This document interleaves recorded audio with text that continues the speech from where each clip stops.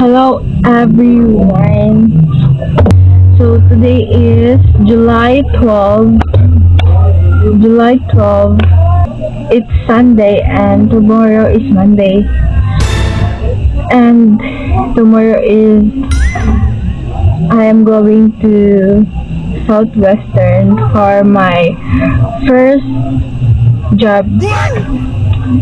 It's not like 100% job, pero need siya para sa ako ang HE scholarship.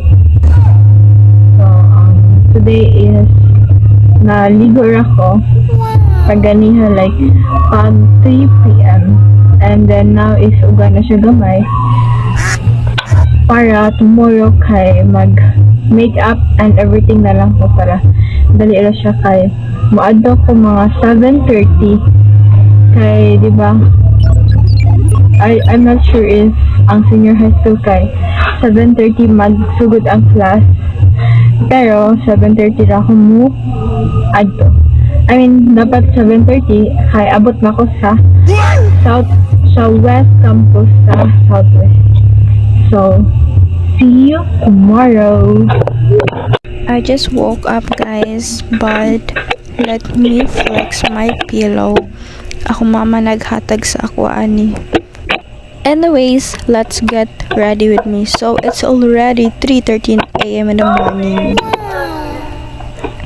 Looking so fresh. By the way, it's mosquito bite 100% like for real. So mag-style na ta sa ato ang hair. And this is my first inspo by the way, pero di rin ako siya kaya. I don't know. And this is my second inspo from Pinterest. And let's start. I really don't know kung unsa ako ang i-style sa ako ang hair. Pero first nga ako ang nating pagabi kay mag-band ko. Pero kato nag-band po ko kay bati siya. I mean, dili siya bati pero dili ko ganahan kay mura kog egg sa ako ang face. So inanin ko 2 pigtails and yeah, cute siya gamay. I still haven't decided sa ako ang hairstyle pero this is my first hairstyle jud before ko mo lakaw. And yes, let's go.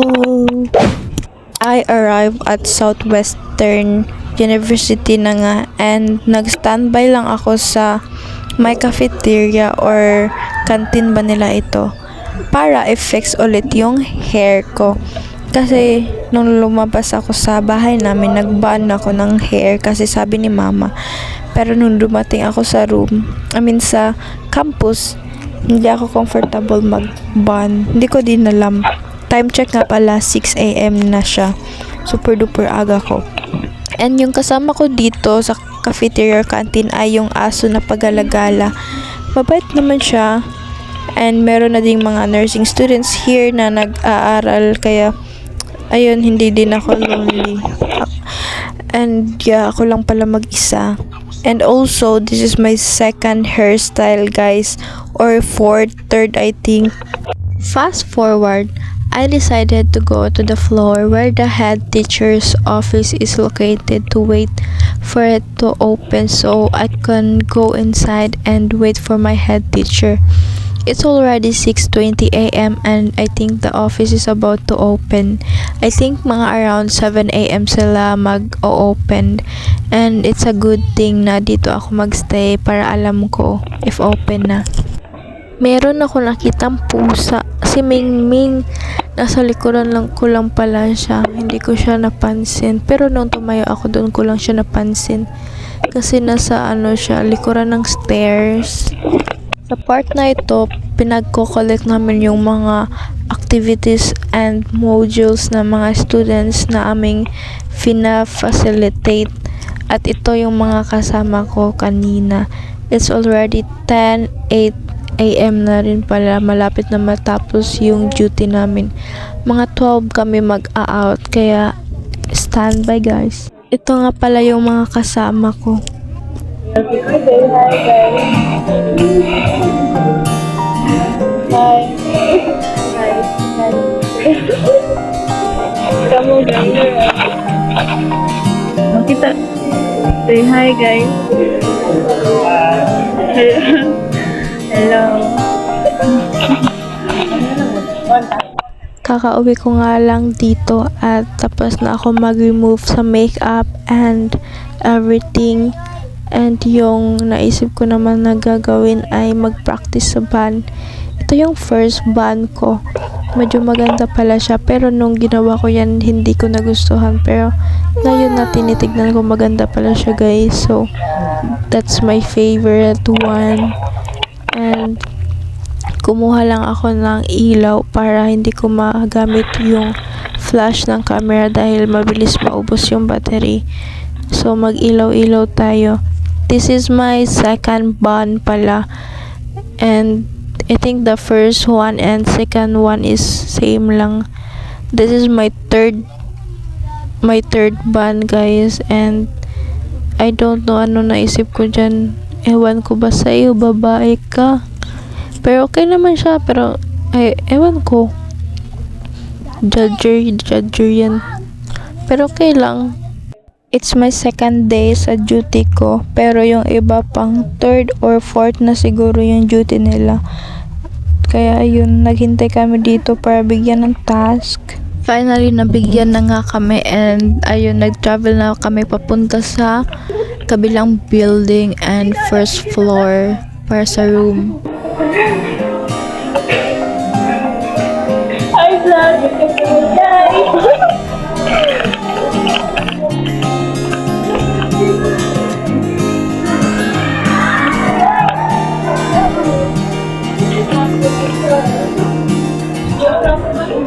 Pagkarating namin, meron pa palang teacher na nagtuturo sa room, kaya nagantay muna kami sa labas.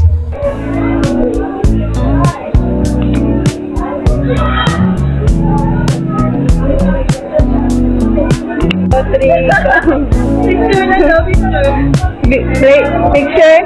Ayun na nga at nakapasok na kami sa section A1. Super mabait naman din nila. Bigyan ko lang sila ng mga instruction about sa modules and activities nila, gaya ng sabi ni Miss.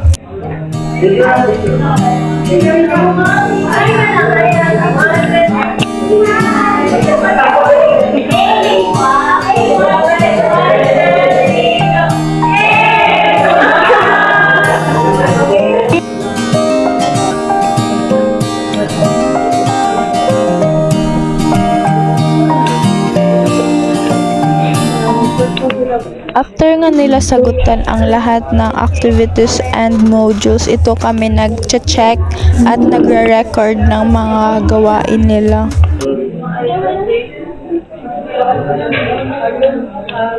Malapit na kaming matapos dito, kaya time check tayo. It's already 4:41 PM. Yes, after nun kami nag-duty ngayon kasi yun yung sabi ni Miss.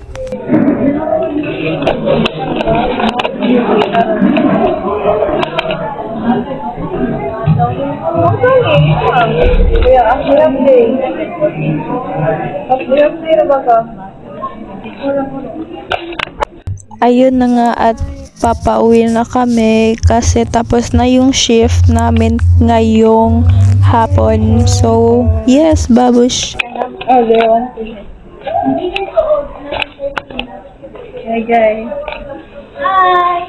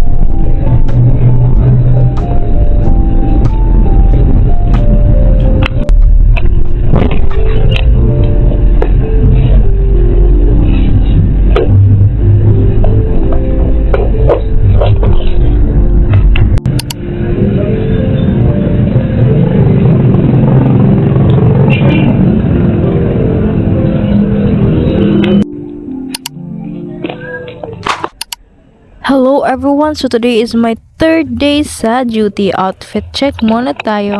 As you can see, hindi ako naka-university t-shirt kasi nga hindi pa siya natutuyo.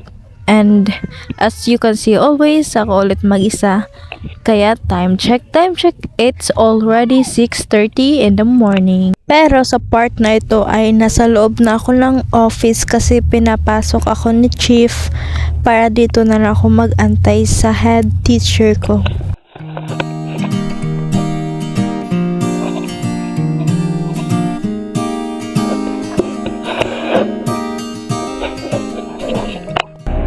Dito sa part na ito, ako ay uuwi na.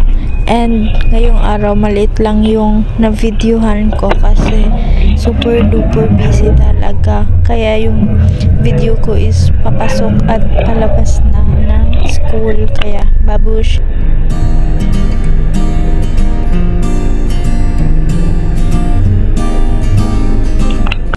It's my day 4 sana kaso hindi pumasok si Miss kaya ayun nga kaming lahat kasi hindi nagsabi si Miss if papasok ba siya o hindi. Kaya ayun, ginawa ko na lang yung activity namin sa SSP.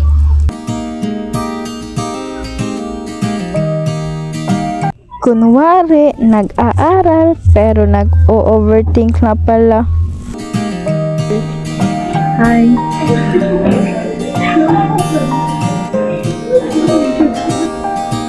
Kung ito ay